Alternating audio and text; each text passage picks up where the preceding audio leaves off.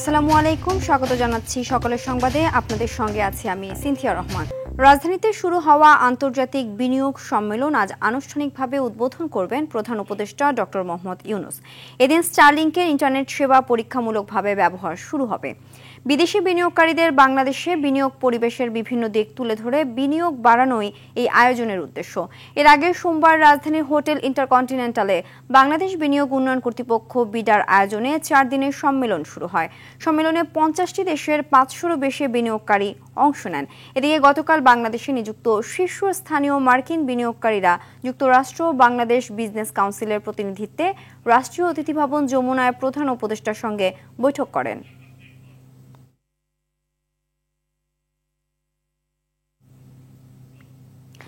গ্রীষ্মে এবারও ভোগাবে বিদ্যুতের লোডশেডিং। প্রয়োজনীয় জ্বালানির অভাবে চাহিদা অনুযায়ী বিদ্যুৎ উৎপাদন সম্ভব হবে না বলছেন বিশেষজ্ঞরা।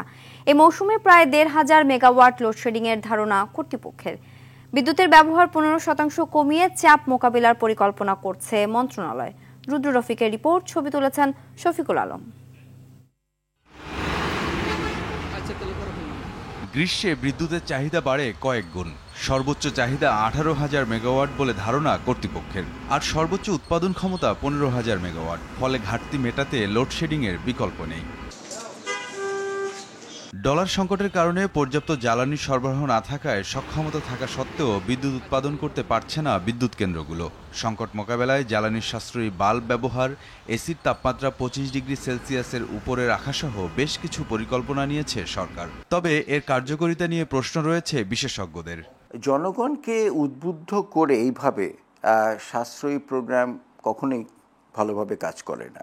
18,000 মেগাওয়াট যদি চলে যায় এবং আমাদের যদি প্রস্তুতি ঠিক না থাকে, তাহলে কিন্তু প্রচণ্ড লোডশেডিং এর সম্ভাবনা আছে এবং ইন্ডাস্ট্রিতে প্রচুর গ্যাসের ঘাটতির একটা সম্ভাবনা আছে।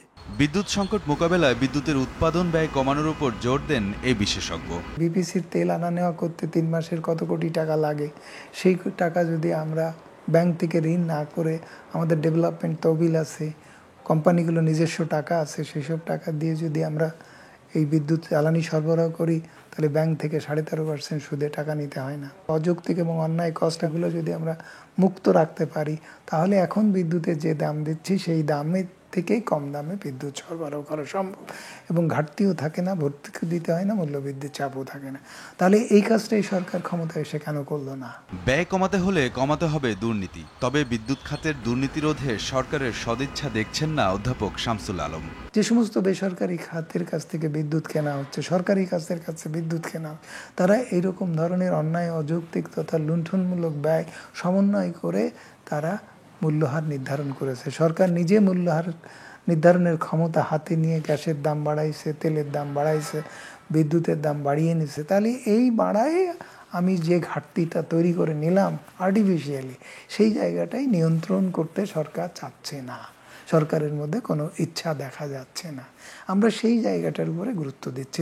বিদ্যুৎ সঞ্চালন, উৎপাদন ও বিতরণে অযৌক্তিক ব্যয় হ্রাস ও অনিয়ম দুর্নীতির লাগাম টানতে পারলেই বিদ্যুৎ সংকট দূর হবে বলছেন বিশেষজ্ঞরা।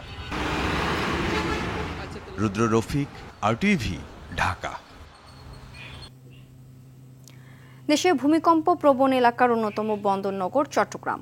মিয়ানমারের মতো বড় ধরনের ভূমিকম্প হলে এই অঞ্চলে প্রায় 2.5 লাখ ভবন ক্ষতিগ্রস্ত হওয়ার শঙ্কা রয়েছে। চট্টগ্রামে ভূমিকম্পে ভবন ক্ষতিগ্রস্ত হওয়া নিয়ে এমন শঙ্কার কথা জানিয়েছেন বিশেষজ্ঞরা। তারা বলছেন, ভবন নির্মাণের ক্ষেত্রে আইন নকশা না মানা এবং মানসম্পন্ন নির্মাণ উপকরণ ব্যবহার না করার কারণে ঝুঁকিতে রয়েছে নগরীর 70% ভবন। চট্টগ্রাম থেকে সাইফুল মাহমুদের পাঠানো তথ্যচিত্রে বিস্তারিত জানাচ্ছেন আব্দুল হামিদ। দেশের ভূমিকম্প প্রবণ এলাকাগুলোর মধ্যে অন্যতম বন্দরনগরী চট্টগ্রাম। চট্টগ্রাম উন্নয়ন কর্তৃপক্ষ সিডিএর তথ্য অনুযায়ী নগরীর 3,82,000 ভবনের মধ্যে 2,67,000 ভবনই রয়েছে ভূমিকম্পের উচ্চ ঝুঁকিতে। সম্প্রতি মিয়ানমার ও থাইল্যান্ডে শক্তিশালী ভূমিকম্প আঘাত হানার পর চট্টগ্রামের ঝুঁকির বিষয়টি নতুন করে আলোচনায় এসেছে। এর আগে 2016 সালে 6.9 মাত্রার ভূমিকম্পে হেলে পড়েছিল নগরীর 12টি ভবন। অনেক ভবন নির্মিত হয়েছে জনবহুল এলাকায়। ভূমিকম্প হলে সেখানে উদ্ধারকারী গাড়ি বা অ্যাম্বুলেন্স যাবার তেমন কোনো সুযোগ নেই। আমরা তো এমনিতেই ঝুঁকির মধ্যে আছি, সেক্ষেত্রে ক্ষয়ক্ষতির দিক থেকে এই ঝুঁকির পরিমাণটা আরো বৃদ্ধি হতে পারে। কর্ণফুলী নদীর পশ্চিম তীরে চট্টগ্রাম সমুদ্র বন্দর, শাহ আমানত বিমানবন্দর সহ অনেক গুরুত্বপূর্ণ স্থাপনা গড়ে উঠেছে বেলেমাটির উপর। ফলে এই অঞ্চলে ব্যাপক ক্ষয়ক্ষতির সম্ভাবনা রয়েছে বলছে নগর বিশেষজ্ঞরা। অনেক ভবন মালিক বিশেষজ্ঞদের পরামর্শ ছাড়াই, যথাযথ মাটি পরীক্ষা ছাড়াই ভবনগুলো নির্মাণ করছেন। তো এগুলো অবশ্যই ঝুঁকির মধ্যে আছে। এই বিষয়টা নজরদারি করার জন্য যেমন একটা আইনগত বাধ্যবাধকতা আছে। সিডিএর অভিযোগ, ভবন তৈরির সময় নকশা অনুমোদন নিলেও পরের ধাপগুলো নিয়মকানুনের তোয়াক্কা না করেই কাজ করছে ভবন মালিকরা। মিয়ানমারে একটা ভূমিকম্প অলরেডি হয়ে গিয়েছে, তো আমরাও কিন্তু ওই ঝুঁকির মধ্যে আছি। তা আমাদের এখানে 7 মাত্রা ভূমিকম্প হলে 70 থেকে 80% স্থাপনা কিন্তু ভেঙে যাবে। ক্ষয়ক্ষতি মোকাবেলায় আগে থেকেই ঝুঁকিপূর্ণ ভবনগুলো নিয়মিত পর্যবেক্ষণ ও নতুন ভবন নির্মাণের ক্ষেত্রে তদারকির দাবি বিশেষজ্ঞ ও স্থানীয়দের। আব্দুল হামিদ, RTV। এ বিষয়ে আরো জানাতে চট্টগ্রাম থেকে সরাসরি যোগ দিচ্ছেন সহকর্মী সাইফুল মাহমুদ। সাইফুল, ভূমিকম্প প্রবণ এলাকা হিসেবে চট্টগ্রামে ভবন নির্মাণের ক্ষেত্রে আইন না মানার কারণ কি? নগর কর্তৃপক্ষের তৎপরতা কেমন? জি সিনথিয়া, আসলে যেমনটি বলেছেন, ভূমিকম্পের সবচেয়ে ঝুঁকিপূর্ণ এলাকা হচ্ছে যে চট্টগ্রাম। আসলে চট্টগ্রামে যেভাবে বিল্ডিং গড়ে উঠছে তাতে কিন্তু আসলে কেউ কিন্তু ইমারত নির্মাণ আইন 2008 সেটা কিন্তু মানছে না। যেভাবে পারছেন সেভাবে কিন্তু তারা বিল্ডিং করছেন। আমরা কথা বলেছিলাম সিডিএ কর্তৃপক্ষের সাথে, তাদের দেওয়ার তথ্য মতে যদি চট্টগ্রামে 7 মাত্রার কোনো ভূমিকম্প হয় তাহলে কিন্তু সেখানে 70% ভূমি ভবন ধস হওয়ার সংখ্যা রয়েছে। এবং একই সাথে চট্টগ্রামে কিন্তু বিল্ডিং রয়েছে 3,82,000 ভবন। এর মধ্যে যদি 7 মাত্রার ভূমিকম্প হয় তাহলে 2,67,000 ভবন কম বেশি ক্ষতিগ্রস্ত হবে বলে সিডিএর পক্ষ থেকে জানিয়েছেন। এবং সিডিএ বলছে যারা ভবন নির্মাণ করছেন তারা কিন্তু ইমারত আইন মানা হচ্ছেন এবং নকশা না মেনে ভবন করছেন। এবং একই সাথে গুণগত মান সম্পন্ন যে উপকরণ ব্যবহার করার কথা রয়েছে সেটা কিন্তু তারা ব্যবহার করছেন না। এবং একটা বিল্ডিং তৈরি করতে হলে আসলে 8টি সংস্থা থেকে অনুমোদন নিতে হয়। প্রথম থেকে 8টির বিষয়ে গুরুত্ব দেওয়া হচ্ছে। শুধুমাত্র তারা সিডিএর প্ল্যান নিলেই কিন্তু আর কোনো প্ল্যান নিচ্ছে না। তারা মনে করছে সিডিএর প্ল্যান নিলেই কিন্তু হয়ে যাচ্ছে। বাকি যে 7টি ধাপ রয়েছে সেই ধাপের কোনোটাই কিন্তু তারা মানছে না, যার কারণে কিন্তু ভূমিকম্প ঝুঁকিতে থেকে যেতে এই বিল্ডিংগুলি। এবং চট্টগ্রামে নগরে 3,82,111টি ভবন রয়েছে। এর মধ্যে একতলা ভবন রয়েছে 2,87,005টি, দুতলা থেকে 5তলা ভবন রয়েছে 90,000, 6 থেকে 10তলা ভবন রয়েছে 13,135টি, 10তলার উপরে ভবন রয়েছে 527টি। নগরে এখন 20তলার বেশি ভবন রয়েছে 10টি। এই বিপুল সংখ্যক ভবন নির্মাণ হলেও এগুলির অধিকাংশ ইমারত বিধিমালা আইন মানা হয়নি। মোট ভবনের 92% বাংলাদেশ জাতীয় বিল্ডিং কোড অনুযায়ী ভবন নির্মাণ করা হয়নি। বোঝা যাচ্ছে যে আসলে চট্টগ্রামে যদি 7 মাত্রার কোনো ভূমিকম্প হয় তাহলে কিন্তু যে কোনো ধরনের বড় ধরনের ঘটনা ঘটতে পারে। এবং একই সাথে অনেক জায়গায় যে বিল্ডিংগুলো তৈরি হয়েছে খুবই সরুগুলি, যেখানে একজন কিংবা 2জন মাত্র লোক চলাচল করতে পারে, সেখানে কিন্তু ফায়ার সার্ভিস কিংবা অ্যাম্বুলেন্সের মতো গাড়ি প্রবেশ করার কোনো সুযোগ নেই। এবং একই সাথে ফায়ার সার্ভিস, সিডিএ এবং সিডি উন্নয়ন কর্তৃপক্ষ, সিটি কর্পোরেশন তারা বলেছে আসলে যদি 7 মাত্রার ভূমিকম্প হয় তাহলে কিন্তু তারা মোকাবেলা করতে পারবেন না। এখনই সময় আছে এটি প্রস্তুতি নেওয়ার। সিনথিয়া, এই ছিল আমার কাছে সর্বশেষ সংবাদ। ধন্যবাদ। সাময়িকভাবে খুলে দেয়া গাজীপুরের ঢাকা বাইপাস এক্সপ্রেসওয়ের 18 কিলোমিটার সড়ক আরও কিছুদিন চালু রাখার কথা জানিয়েছেন প্রকল্প পরিচালক। তিনি জানান 48 কিলোমিটার এক্সপ্রেসওয়ের 68% কাজ শেষ হয়েছে। বাকি কাজ শেষে শিগগিরই পুরো এক্সপ্রেসওয়ে যান চলাচলের জন্য খুলে দেওয়া হবে। গাজীপুর থেকে কামাল হোসেন বিপ্লবের রিপোর্ট, জানাচ্ছেন আব্দুল হামিদ। দুর্ভোগ কমাতে এক্সপ্রেসওয়ে নির্মাণের কারণে সড়ক সরু হয়ে যাওয়া সহ নানা ভোগান্তিতে ছিল গাজীপুরবাসী। দীর্ঘদিন সেই যন্ত্রণার অবসান হতে চলেছে। গাজীপুর হয়ে উত্তর ও দক্ষিণাঞ্চলের ঈদযাত্রা স্বস্তিদায়ক করতে নির্মাণাধীন 48 কিলোমিটার এক্সপ্রেসওয়ের মধ্যে ভোগড়া থেকে নারায়ণগঞ্জ পূর্বাঞ্চল পর্যন্ত 18 কিলোমিটার সাময়িকভাবে চালু করা হয় গেল ঈদের আগে। এতে ভোগান্তি কমে ঈদে যাতায়াতকারীদের। সিলেট মহাসড়ক করতে আপনার 1.5 ঘন্টা লাগবে, রাস্তা কমপ্লিট হলে আমরা 1 ঘন্টায় যাওয়া যাবো। আমাদের আইতে যাইতে একটু সুবিধা হইব। যানজট থাকবো না, যানজটের থেকে বাঁচবো। রোড ট্রান্সপোর্ট অথরিটিস আমাদের এই রোডগুলোকে স্বাভাবিক অবস্থায় নিয়ে আসুক। আগের থেকে এখন রোড ভালো হয়েছে, টোল দিতে হইলেও মানে অনেক সুযোগ সুবিধা মানে বাড়ছে, সময়ের মূল্যটাও বেশি পাই এখন। যাত্রীদের সুবিধা বিবেচনায় এক্সপ্রেসওয়ের এই অংশটি চালু থাকছে আরো কিছুদিন। না, এখনো খোলা আছে, কয়েকটা দিন খোলা রেখে হয়তো আমরা তারপরে কি করবো। এখন তো রাশ কমেনি, কারণ রাশটা কমুক তারপরে আমরা আবার ক্লোজ করার চিন্তা করবো। খানাখন্দ যেটাকে কথা বলেন ওই জায়গাটা আসলে একটা ব্রিজ হবে, যে কারণে ওই জায়গাটা কিছু করা হয়নি, ওইটা আপাতত করার কোনো পরিকল্পনা আমাদের নাই। সড়কটি পুরোপুরি চালু হলে ঢাকার মধ্যে টাঙ্গাইল, ময়মনসিংহ, সিলেট ও চট্টগ্রামগামী গাড়ির চাপ কমবে। চিটাগাং পোর্ট থেকে যে গাড়িগুলো উত্তরবঙ্গ, ময়মনসিংহ সব বিভিন্ন অঞ্চলে যায়, সেই গাড়িগুলো দিনের বেলা ঢাকা শহরে ঢুকতে পারে না, তাদেরকে শুধুমাত্র রাত্রে চলাচল করতে হয়। এই রোডটা চালু হলে পরে 24 আওয়ার্স গাড়িগুলো চলবে এই পথে, ঢাকা শহরে এগুলো ঢুকাই লাগবে না। প্রায় 3.5 কোটি টাকার এই প্রকল্পে রয়েছে 40টি আন্ডারপাস, 3টি ব্রিজ, একটি ইন্টারসেকশন ও ফ্লাইওভার। এক্সপ্রেসওয়েটির মাধ্যমে ভুলতায় ঢাকা, সিলেট ও ভোগড়ায় সংযোগ ঘটবে ঢাকা ময়মনসিংহ মহাসড়কের। এবছরের ডিসেম্বরে এটি পুরোপুরি চালু হওয়ার কথা। আব্দুল হামিদ, RTV। কক্সবাজারের টেকনাফে সেন্ট মার্টিন দ্বীপের কাছাকাছি সাগর থেকে 5টি মাছ ধরার ট্রলার সহ 22 জেলেকে ধরে নিয়ে গেছে মিয়ানমারের বিদ্রোহী গোষ্ঠী আরাকান আর্মি। মঙ্গলবার সকালে মাছ ধরতে গেলে তাদের ধরে নেওয়া হয়। টেকনাফের ইউএনও শেখ এহসান উদ্দিন জানান, সেন্ট মার্টিনের কাছাকাছি সাগর থেকে 5টি মাছ ধরার ট্রলার সহ 22 জন বাংলাদেশি জেলেকে আরাকান আর্মি ধরে নিয়ে গেছে। এর মধ্যে 3টি ট্রলার টেকনাফ এলাকার এবং অন্য 2টি ট্রলার শাহপুরীর দ্বীপ এলাকার। ঘটনার পর থেকে ধরে নিয়ে যাওয়া জেলেদের সঙ্গে যোগাযোগ করা সম্ভব হয়নি।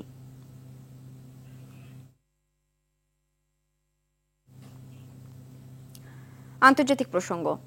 আজ থেকে কার্যকর হচ্ছে বেশ কিছু চীনা পণ্যের ওপর মার্কিন প্রেসিডেন্ট ডোনাল্ড ট্রাম্পের আরোপ করা 104% আমদানি শুল্ক।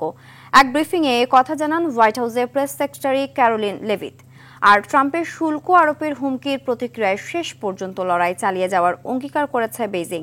এছাড়া চীন যুক্তরাষ্ট্রের সঙ্গে সংলাপ চায় বলে মন্তব্য করেছে দেশটির বাণিজ্য মন্ত্রণালয়। ইমরুল হাসানের রিপোর্টে বিস্তারিত।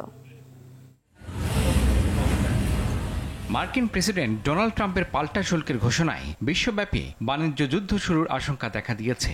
এরই মধ্যে বেশ কিছু চীনা পণ্যের উপর আমদানি শুল্ক কার্যকর হচ্ছে আজ থেকেই। হোয়াইট হাউসের প্রেস সেক্রেটারি ক্যারোলিন লেভিথ মঙ্গলবার এক ব্রিফিংয়ে এই কথা জানান। ওয়াশিংটনে বুধবার শুরু হওয়ার সঙ্গে সঙ্গে চীনা পণ্যের উপর বাড়তি এ আমদানি শুল্ক কার্যকর হয়ে যাবে। গেল 2 এপ্রিল বিভিন্ন দেশের পণ্যের উপর পাল্টা শুল্ক আরোপ করেন মার্কিন প্রেসিডেন্ট ডোনাল্ড ট্রাম্প। চীনের উপর আরোপ করা হয় 34% শুল্ক। এর আগে দেশটির উপর 20% শুল্ক আরোপ করা হয়েছিল। এর জবাবে শুক্রবার যুক্তরাষ্ট্রের পণ্যের উপর 34% শুল্ক আরোপের ঘোষণা দেয় চীন। বৃহস্পতিবার থেকে এই শুল্ক কার্যকর হওয়ার কথা। তবে বেইজিং নতুন করে যে শুল্ক আরোপের ঘোষণা দিয়েছে সেটা প্রত্যাহার না করলে দেশটির পণ্যের উপর আরও শুল্ক আরোপের হুমকি দেন মার্কিন প্রেসিডেন্ট ডোনাল্ড ট্রাম্প। এদিকে থেমে নেই চীনও। ট্রাম্পের শুল্ক আরোপের হুমকির প্রতিক্রিয়ায় শেষ পর্যন্ত লড়াই চালিয়ে যাওয়ার অঙ্গীকার করেছে বেইজিং। এক প্রতিক্রিয়ায় এসব বলেন চীনা বাণিজ্য মন্ত্রণালয়ের মুখপাত্র। চীনের বিরুদ্ধে শুল্ক বাড়ানোর মার্কিন হুমকি একটি ভুলের ওপর আরেকটি ভুল। এর মধ্য দিয়ে আবারও যুক্তরাষ্ট্রের প্রতারণা করার স্বভাব প্রকাশ পেয়েছে। চীন কখনোই এটা মেনে নেবে না। যুক্তরাষ্ট্র শুল্ক বাড়ালে চীন তার নিজস্ব অধিকার এবং স্বার্থ রক্ষার জন্য শক্তভাবে পাল্টা ব্যবস্থা নেবে বলেও সতর্ক করেছে বাণিজ্য মন্ত্রণালয়। ইমরুল হাসান, RTV।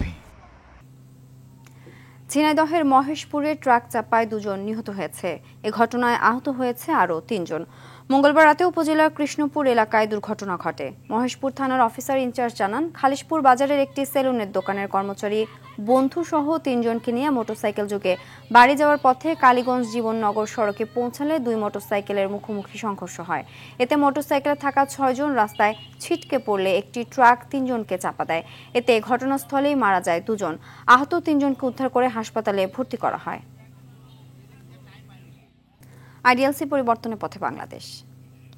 শিগগিরই দেশে চালু হচ্ছে রোবোটিক রিহ্যাব সেন্টার। বর্তমান সরকারের প্রচেষ্টায় চীনের উপহার হিসেবে এই আধুনিক সেন্টারটি চালুর প্রক্রিয়া অনেক দূর এগিয়ে নিয়েছে বাংলাদেশ মেডিকেল বিশ্ববিদ্যালয়। কর্তৃপক্ষ জানায় আধুনিক এই সেন্টার চালু দেশের চিকিৎসা সেবায় মাইলফলক হয়ে থাকবে। রোগীদের যেতে হবে না দেশের বাইরে। খান আলামিনের রিপোর্টে বিস্তারিত। স্বৈরাচার পতন আন্দোলনের শাহজাদপুরে পুলিশ হেফাজতে নির্যাতনের শিকার হন লুৎফুর রহমান কাশেমি। দীর্ঘদিন বাংলাদেশ মেডিকেল বিশ্ববিদ্যালয়ে চিকিৎসা নেয়ার পর রোবোটিক থেরাপি দেওয়ার জন্য তাকে পাঠানো হয় থাইল্যান্ডের ভেজতানি হাসপাতালে। খরচ প্রায় কোটি টাকা। জুলাই আন্দোলনে আহত এমন অনেকেরই রোবোটিক থেরাপি প্রয়োজন। ব্যয়বহুল চিকিৎসা হওয়ায় দেশেই রোবোটিক রিহ্যাব সেন্টার স্থাপনের উদ্যোগ নিয়েছে সরকার। চীন থেকে উপহার হিসেবে পাওয়া আধুনিক এই চিকিৎসা সেন্টার চালু হতে যাচ্ছে বাংলাদেশ মেডিকেল বিশ্ববিদ্যালয়ের সুপার স্পেশালাইজড হাসপাতালে। রোবোটিক রিহ্যাব সরঞ্জাম যেগুলো রয়েছে ওরা অলরেডি আমাকে জানিয়েছে যে চীন থেকে সেটা শিফটেড হয়ে আসছে, এখন হয়তো অন দ্য ওয়েতে আছে। আমার মনে হয় আগামী 1 মাসের মধ্যে কাজ শুরু হয়ে যাবে। তারপরে হয়তো মাসখানেক মিনিমাম লাগবে বলে আমার বিশ্বাস। খুব বেশি দেরি হলে 2.5 থেকে 3 মাসের মধ্যে আমরা শুরু করতে পারবো ইনশাআল্লাহ।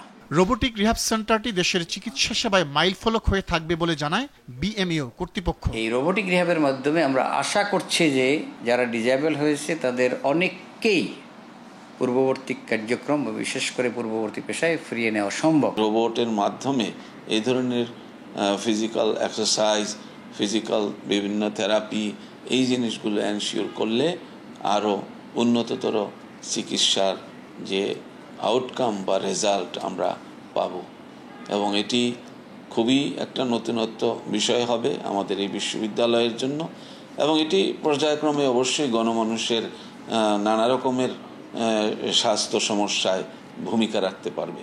এটি চালুর পর শেখ হাসিনা পতন আন্দোলনে আহত বিভিন্ন হাসপাতালে চিকিৎসাধীন ব্যক্তিরা বিনামূল্যে থেরাপি নিতে পারবেন।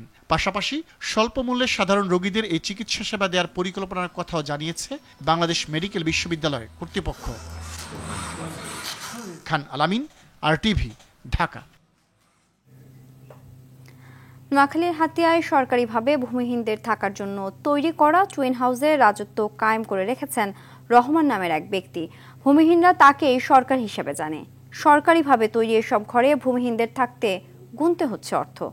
হাতিয়া থেকে ইসমাইল হোসেন কিরণের প্রতিবেদন, জানাচ্ছেন সৈয়দা সামিয়া তামান্না। 2010 সালে সরকার ভূমিহীনদের পুনর্বাসনে টুইন হাউস নামে একটি প্রকল্প বাস্তবায়ন করে। বয়ারচর ও নলের চরে একটি পুকুর, 2টি গভীর নলকূপ সহ 32টি পরিবারের থাকার জন্য নির্মাণ করা হয় বাড়ি। সময়ের পালাবদলে অনেকেই এই টুইন হাউস ছেড়ে গেছে। সুযোগ বুঝে চলে যাওয়া প্রতিটি পরিবার থেকে এসব ঘর কিনে ভূমিহীনদের কাছে ভাড়া দিয়ে আসছেন রহমান নামে এক ব্যক্তি। অভিযোগ আছে এসব ঘরে বসবাসকারীরা সময় মতো ভাড়া না দিতে পারলে নির্যাতন করা হয়, মামলা দিয়েও করা হয় হয়রানি।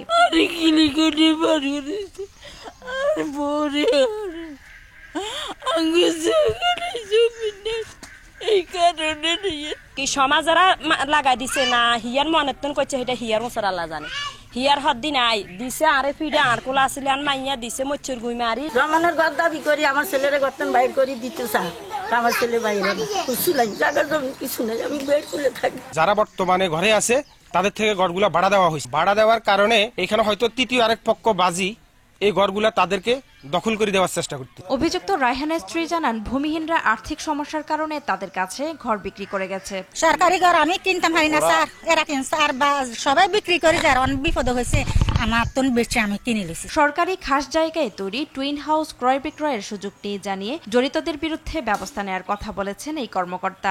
অতি সম্প্রতি আমরা অভিযোগ পেয়েছি একটি গ্রুপ সেটি জবরদস্তি করে দখল করে অন্যদেরকে ভাড়া দেওয়া হচ্ছে, এরকম একটা অভিযোগ আমরা পেয়েছি। এই অভিযোগের ভিত্তিতে আমরা সম্প্রতি একজন তহসিলদারকে ওখানে পাঠাবো, তদন্ত করে উনি যদি প্রতিবেদন দেয় সেই প্রতিবেদন অনুযায়ী আমরা আইনানুগ ব্যবস্থা নেব।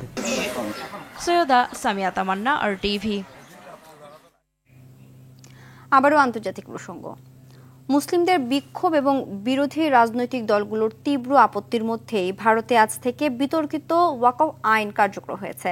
এরই মধ্যে দেশটির সুপ্রিম কোর্টে আইনের বৈধতা চ্যালেঞ্জ করেছে বিভিন্ন রাজনৈতিক দল ও সংগঠন। গেল শনিবার ওয়াকফ সংশোধনী বিলে সম্মতি দেয় ভারতের রাষ্ট্রপতি দ্রৌপদী মুর্মু। এর মধ্য দিয়ে বিলটি আইনে পরিণত হয়। এর আগে বুধবার গভীর রাতে ওয়াকফ বিল পার্লামেন্টের নিম্নকক্ষ লোকসভায় পাশ হয়। বিলের পক্ষে 288 আর বিপক্ষে 232টি ভোট পড়ে। পরদিন বৃহস্পতিবার উচ্চকক্ষ রাজ্যসভায় বিলটি 128/95 ভোটে পাশ হয়। পুরনো আইন অনুযায়ী কোনো সম্পত্তি ওয়াকফ ঘোষণার একমাত্র অধিকারী ছিল ওয়াকফ বোর্ড। নতুন আইনে সেই অধিকার দেওয়া হয়েছে জেলা প্রশাসক বা সমপদমর্যাদার কোনো সরকারি কর্মকর্তাকে। অবরুদ্ধ ফিলিস্তিনের গাজায় থেমে নেই ইসরায়েলি আগ্রাসন। গেল 24 ঘন্টায় ইসরায়েলি বাহিনী মুহুর্মুহু হামলা চালিয়েছে। এতে অন্তত 26 ফিলিস্তিনি নিহত হয়েছেন। একই সময় আহত হয়েছেন শতাধিক। গাজায় চলমান মানবিক বিপর্যয়ে গভীর উদ্বেগ প্রকাশ করেছেন জাতিসংঘ মহাসচিব অ্যান্তোনিও গুতেরেস। এদিকে ইসরায়েলি হামলার প্রতিবাদে বিক্ষোভ হয়েছে যুক্তরাষ্ট্র, মরক্কো সহ ইউরোপের বিভিন্ন দেশে। তবে বিশ্বজুড়ে প্রতিবাদের মধ্যেও থেমে নেই ইসরায়েলি বর্বরতা। ইমরুল হাসানের রিপোর্টে বিস্তারিত। যুদ্ধবিরতি লঙ্ঘন করে গেল 18 মার্চ নতুন করে গাজায় হামলা শুরু করে ইহুদি রাষ্ট্র ইসরায়েল। এরপর অব্যাহত হামলায় 1,500-এর বেশি ফিলিস্তিনি নিহত হয়েছেন, আহত হয়েছেন প্রায় 4,000। 2023 সালে 7 অক্টোবর গাজায় হামলা শুরু করে ইসরায়েল। এখন পর্যন্ত ইসরায়েলি বাহিনীর হামলায় 50,810 ফিলিস্তিনি নিহত হয়েছেন, আহত হয়েছেন আরও 1,15,000-এর বেশি। এদিকে গাজায় ইসরায়েলি বাহিনীর চলমান বর্বরতা ও গণহত্যার প্রতিবাদে বিশ্বজুড়ে ছড়িয়ে পড়েছে বিক্ষোভ। যুক্তরাষ্ট্র, মরক্কো, তুরস্ক সহ বিশ্বের বিভিন্ন দেশে হাজারো মানুষ রাস্তায় নেমে আসে। তারা ইসরায়েলের হামলা বন্ধ এবং যুক্তরাষ্ট্রের সমর্থন প্রত্যাহারের আহ্বান জানায়। ওয়াশিংটন ডিসিতে আয়োজিত বিক্ষোভে 300-র বেশি সংগঠন সমর্থন জানায়। বিক্ষোভকারীরা আইসিই সদর দপ্তর সহ গুরুত্বপূর্ণ স্থানগুলোতে মিছিল করেন। ফিলিস্তিনপন্থী শিক্ষার্থী ও শিক্ষাবিদদের মুক্তির দাবি জানান তারা। এই বিক্ষোভে Palestine youth movement, the people's forum, Jews for peace ও আনসার কোয়ালিশন সহ পৃষ্ঠপোষকতা করে। এদিকে গাজায় চলমান ইসরায়েলি হামলায় মানবিক বিপর্যয়ে গভীর উদ্বেগ প্রকাশ করেছেন জাতিসংঘ মহাসচিব অ্যান্তোনিও গুতেরেস। নিউ ইয়র্কে এক সংবাদ সম্মেলনে গাজা বর্তমানে হত্যাকাণ্ডের মাঠে পরিণত হয়েছে বলেও মন্তব্য করেন তিনি। গাজা এখন হত্যাকাণ্ডের মাঠে পরিণত হয়েছে এবং বেসামরিক মানুষজন এক অন্তহীন মৃত্যুর চক্রে আটকা পড়েছে। 1 মাসেরও বেশি সময় ধরে গাজায় এক ফোঁটা ত্রাণ ঢোকেনি, না খাবার, না জ্বালানি, না ঔষধ, এমনকি কোনো বাণিজ্যিক সরবরাহ নয়। 2023 সালে 7 অক্টোবর হামাসের হামলার পর ইসরায়েল গাজায় আগ্রাসন চালিয়ে আসছে। ইসরায়েলের দাবি, হামাসের হামলায় 1200 ইসরায়েলি নিহত ও 250 জন জিম্মি হয়েছিল। জিম্মিদের উদ্ধার এবং হামাস নির্মূলে হামলা আরও তীব্র করার হুঁশিয়ারি দিয়েছে নেতানিয়াহু। এদিকে ইসরায়েলি সেনাবাহিনী পশ্চিম রাফায় আবাসিক ভবন গুঁড়িয়ে দিচ্ছে। বিভিন্ন স্থানে বিমান হামলার পাশাপাশি ইসরায়েলি সেনাবাহিনী শহরের পশ্চিম অংশ রাফায় আবাসিক ভবন ভেঙে ফেলার অব্যাহত রেখেছে। বিশেষ করে তেল আল সুলতান পাড়ায় সব নিঃশেষ করে ফেলেছে নেতানিয়াহু বাহিনী। ইমরুল হাসান, আরটিভি। খেলার খবর। কিছুক্ষণ পর শুরু হবে নারী বিশ্বকাপের বাছাই পর্ব। প্রথম দিন স্বাগতিক পাকিস্তানের মুখোমুখি হবে আয়ারল্যান্ড নারী দল। লাহোরের গাদ্দাফি স্টেডিয়ামে ম্যাচটি শুরু হবে বাংলাদেশ সময় সকাল 10:30টায়। একই সময় লাহোর সিটি ক্রিকেট অ্যাসোসিয়েশনে ওয়েস্ট ইন্ডিজের বিপক্ষে নামবে স্কটল্যান্ড। বাছাই পর্বে বাংলাদেশ মাঠে নামবে আগামীকাল। লাহোরের প্রথম ম্যাচে থাইল্যান্ডের মুখোমুখি হবে নিগার সুলতানা জ্যোতির দল। একই মাঠে 13 এপ্রিল দলটির প্রতিপক্ষ আয়ারল্যান্ড আর 15 এপ্রিল স্কটল্যান্ড। বাংলাদেশ নিজেদের সবশেষ 2টি ম্যাচ খেলবে 17 ও 19 এপ্রিল। প্রতিপক্ষ শক্তিশালী ওয়েস্ট ইন্ডিজ ও পাকিস্তান। সকালের সংবাদ এ পর্যন্তই। মধ্যাহ্নের সংবাদ দুপুর 12টায় দেখার আমন্ত্রণ রইল। ধন্যবাদ সবাইকে।